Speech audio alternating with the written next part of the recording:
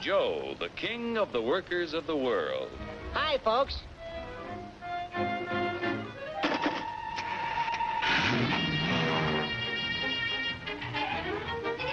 Joe's the king because he can buy more with his wages than any other worker on the globe.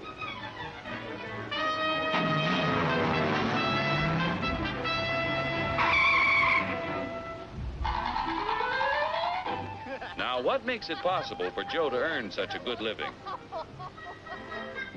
He's no smarter than workers in other countries. Are you kidding? He's no stronger than workers in other lands. Oh, yeah? Well, just watch me.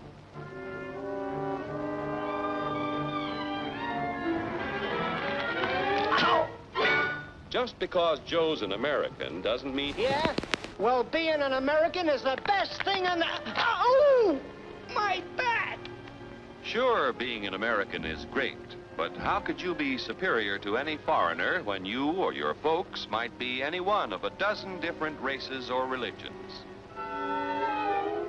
So, if you're no Superman, it must be the American way of doing things that makes you the luckiest guy in the world. I don't think I'm so lucky. You don't? Well, let me show you. Hey, what's that gadget? Television? No, it's a time machine. Just pull that lever. You'll see how people worked 100 years ago. Hey, this I like. Oh, that's too far back. Try again. We want to stop at 1850. Who's the character?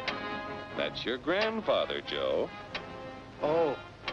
He had to work 69 hours a week to earn a living because he had only inexpensive hand tools and his own strength to help him make things. Your grandfather was a powerful man, yet his strength equaled only 1/10 of a horsepower. You have hundreds of horsepower in this costly giant of a machine to multiply your strength and efficiency 1,000 times. This makes it possible for you to earn more than any worker in history.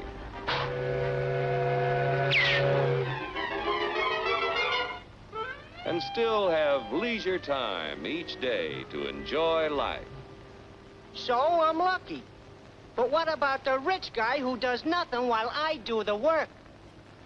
True, there are rich people who contribute nothing. And there are poor people who contribute the same. But most of the invested capital that buys the tools you use comes from your fellow Americans. 40 million of us have money in the banks. 70 million of us own insurance policies.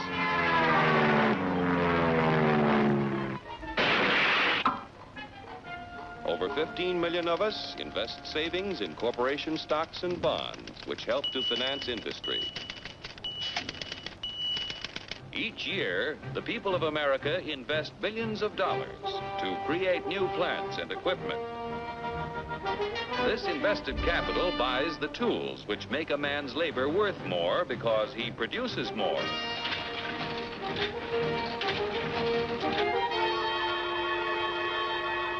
In China, for example, where there is practically no capital available for investment in plants or tools, a man's labor is not worth very much.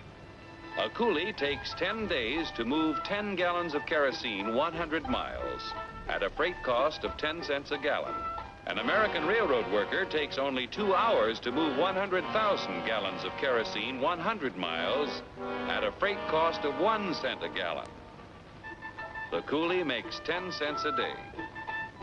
An average American railroad worker makes $10 a day, or 100 times more than the coolie. The average railroad worker has the benefit of a $20,000 investment in equipment. The Chinese coolie's equipment is worth only 10 cents. With constant improvement in expensive tools and the skill to use them, the value of any man's labor can be multiplied many times. Naturally, the people in this country who invest their savings with industry expect dividends. No dividends, no investments.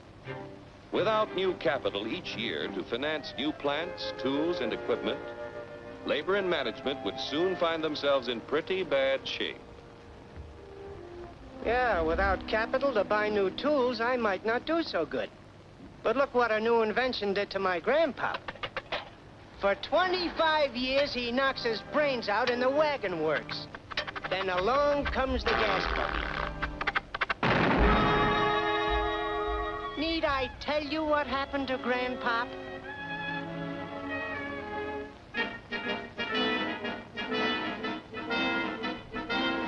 The history of our country proves that new inventions create thousands of jobs for everyone they displace.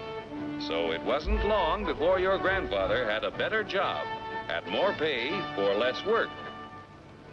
Our industrial progress is largely the result of the competitive struggle between companies to capture the market to increase profits. Huge sums are spent each year to make a better product to sell for less.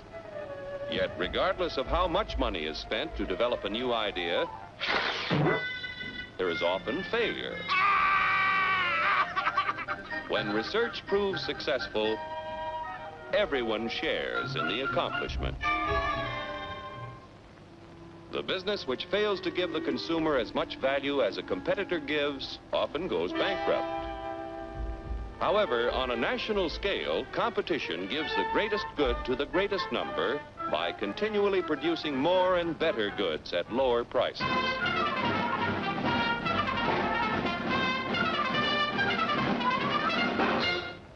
The American way of doing things makes it possible for more people to own their own homes.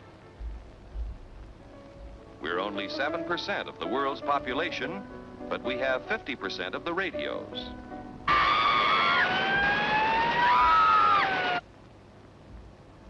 We have 54% of the world's telephones.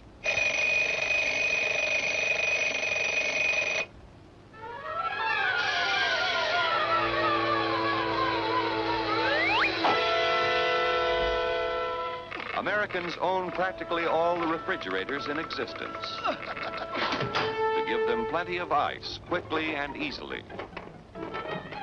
Bathtubs, we've got 92% of them.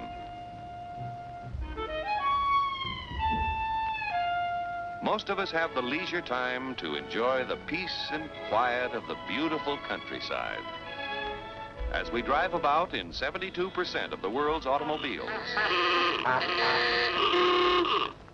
told you to turn at the last corner. You don't eat it. You eat it. I don't like it. I want a candy bar. Under the protection of our freedoms, American labor, management, and capital, the greatest production team in the history of mankind, have made the United States the industrial master of the world. Capital must continue to provide industry with the funds to create new tools and plants. Labor and management must continue to increase the production of better goods at lower prices so that more people will be able to buy the things that make life easier and happier for all of us. Then Joe will continue to be the king of the workers of the world. You said it, brother.